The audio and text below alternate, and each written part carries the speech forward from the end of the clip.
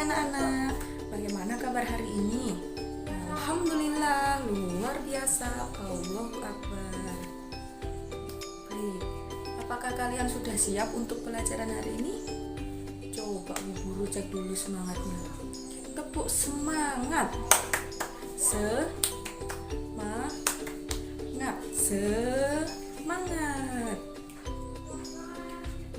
Sebelum kita memulai pelajaran pada kali ini, alangkah lebih baiknya kita berdoa menurut agama dan keyakinan masing-masing. Berdoa mulai. Cukup. Apakah kalian sudah tahu pelajaran kita hari ini membahas tentang apa? Ya betul, ciri-ciri makhluk hidup.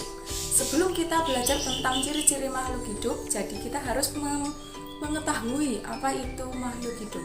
Ada yang sudah tahu? Ya betul, suatu organisme yang dapat mempertahankan dirinya dari berbagai perubahan lingkungannya dan dapat berkembang biak untuk melestarikan jenisnya. Kalau di dalam biologi, ada yang tahu apa itu golongan makhluk hidup? Betul, mikroorganisme seperti bakteri. Yang lainnya itu ada tumbuhan, hewan, dan manusia.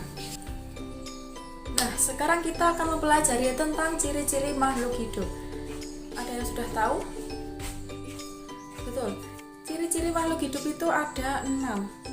Yang pertama, ada bergerak, bernafas, tumbuh, berkembang biak, memerlukan makanan dan air, dan yang terakhir, peka terhadap rangsang. Makhluk hidup dapat bergerak sehingga dapat berpindah tempat. Nah, cara bergerak makhluk hidup pun itu berbeda-beda. Misalnya manusia berjalan menggunakan kaki, burung terbang menggunakan sayap, ikan berenang menggunakan sirip, dan yang lain sebagainya. Kalau tadi manusia itu bergerak caranya berbeda-beda, kalau sekarang makhluk hidup bernafas itu apakah alat pernafasannya itu juga berbeda ya? Coba. Manusia bernafas dengan menggunakan paru-paru, ikan bernafas dengan insang, serangga bernafas dengan trachea, dan tumbuhan bernafas dengan stomata. Nah, jadi makhluk hidup itu bernafas dengan menggunakan alat pernafasan yang bermacam-macam. Tidak hanya alat gerak saja, tapi juga alat pernafasan makhluk hidup pun itu juga bermacam-macam. Selanjutnya ada makhluk hidup itu tumbuh. Ada yang sudah tahu? Betul. Itu berarti pertumbuhan adalah proses bertambahnya ukuran tubuh. Misalkan saja manusia ketika bayi tubuhnya itu kecil, lalu berangsur-angsur tumbuh menjadi besar. Begitupun hewan atau tumbuhan, dia mengalami perubahan atau pertumbuhan. Selanjutnya, makhluk hidup itu berkembang biak. Nah, ada yang tahu contohnya seperti apa? Betul, itu contohnya pada manusia ketika ibu kita sedang melahirkan kita. Nah, ini membuktikan bahwa manusia itu juga bisa berkembang biak. Nah, yang lainnya selain manusia ada yang tahu? Betul, ada hewan. Hewan juga bisa berkembang biak. Dengan cara apa? Betul, berkembang biak hewan itu dengan cara bertelur dan melahirkan. Kalau tumbuhan itu bisa tidak berkembang biak? Tentu dong bisa. Jadi tujuan berkembang biak adalah melestarikan jenisnya agar tidak punah. Selanjutnya ada memerlukan makanan dan air.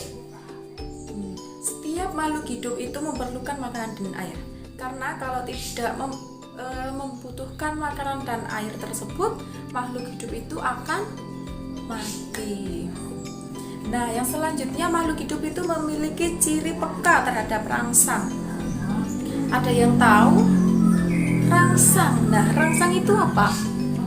Betul, sesuatu yang dapat mempengaruhi kerja organ tubuh. Misalnya, ketika kita melihat sinar matahari. Nah, secara spontan kita akan menutup mata.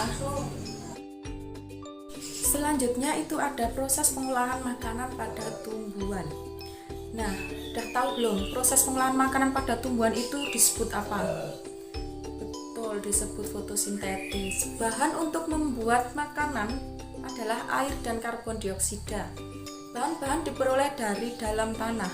Pengambilannya pun diserap tubuh melalui akar.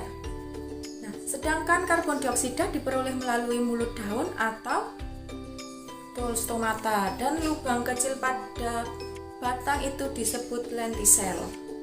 Fotosintesis hanya terjadi pada tumbuhan yang daunnya berwarna hijau saja.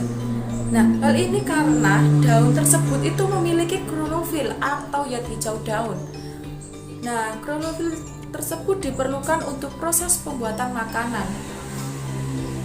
Klorofil bertugas untuk mengikat cahaya, untuk menjaga tanah agar tetap subur dan dapat menyediakan unsur hara yang dibutuhkan tumbuhan. Biasanya ditambahkan pupuk, sehingga jika tanahnya subur, maka tumbuhan dapat berkembang biak dan melakukan fotosintesis dengan baik. Nah, jadi kesimpulan pembelajaran kita kali ini ialah manusia, hewan, dan tumbuhan itu termasuk makhluk hidup.